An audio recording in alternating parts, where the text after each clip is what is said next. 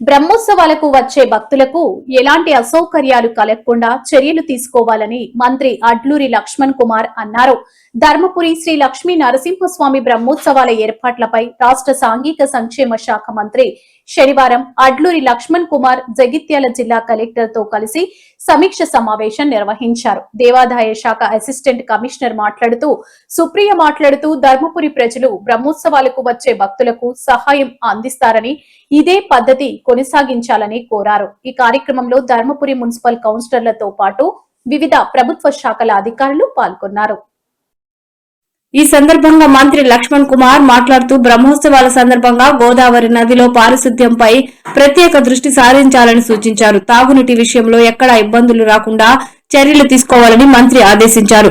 కళ్యాణం జరిగే చోట ఉన్న పోల్స్ తొలగించాలని విద్యుత్ శాఖ అధికారులను మంత్రి ఆదేశించారు.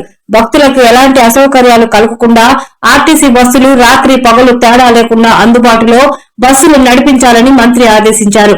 వచ్చే ఏడాది జరిగే పుష్కరాలకు ప్రభుత్వం ఇప్పటి నుంచే కసరత్తు చేస్తుందని అన్నారు.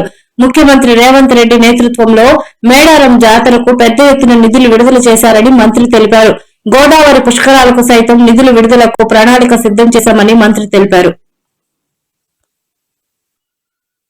సందర్భంగా పాల్గొనాలని చెప్పేసి స్వామివారి ఆశీస్సులు ఉన్నట్టు భావిస్తున్నాను. ముఖ్యంగా ఇక్కడ ఉన్నటువంటి పెద్దలందరూ కూడా ఈ కార్యక్రమానికి సంబంధించి చాలా విషయాలు చెప్పారు.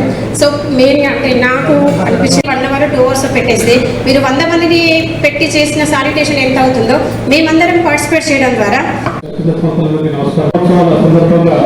చైర్పర్సన్, మున్సిపల్ చైర్పర్సన్, కొత్తగా ఎన్నికైన చైర్పర్సన్, వైస్ చైర్పర్సన్, సభ్యులు, ఎస్పీ గారు and all the district officers అందరికీ కూడా నమస్కారం. ఇది మనం లాస్ట్ ఇయర్ కూడా ఇది బ్రహ్మోత్సవాలు అనేది మనం సక్సెస్ఫుల్గా కంప్లీట్ చేసుకోవడం జరిగింది. సో ఈసారి కూడా మనకి 28వ తారీఖు నుంచి మనకి బ్రహ్మోత్సవాలు అనేది స్టార్ట్ అవుతూ ఉన్నాయి. సో క్రౌడ్ అనేది లాస్ట్ టైం కన్నా కూడా 10-20% మనకి ఎక్కువ వచ్చే అవకాశాలు కూడా ఉన్నాయి. కాబట్టి ఇంకొద్దిగా మనము చేయాల్సిన అవసరం ఉంది, ఇంకొద్దిగా జాగ్రత్తలు కూడా తీసుకోవాల్సిన అవసరం ఉంది. సో సార్ పర్మిషన్ ఇస్తే మీరు డిపార్ట్మెంట్ వైజ్ మాట్లాడతాం. So department wise will start అండి. ఫస్ట్ ఇరిగేషన్ డిపార్ట్మెంట్ తో విల్ స్టార్ట్. మీ ప్రిపేర్నెస్, మీ అక్కడ ఏవైతే ఇష్యూస్ ఉన్నాయో వాటికి సంబంధించి మీరు మైక్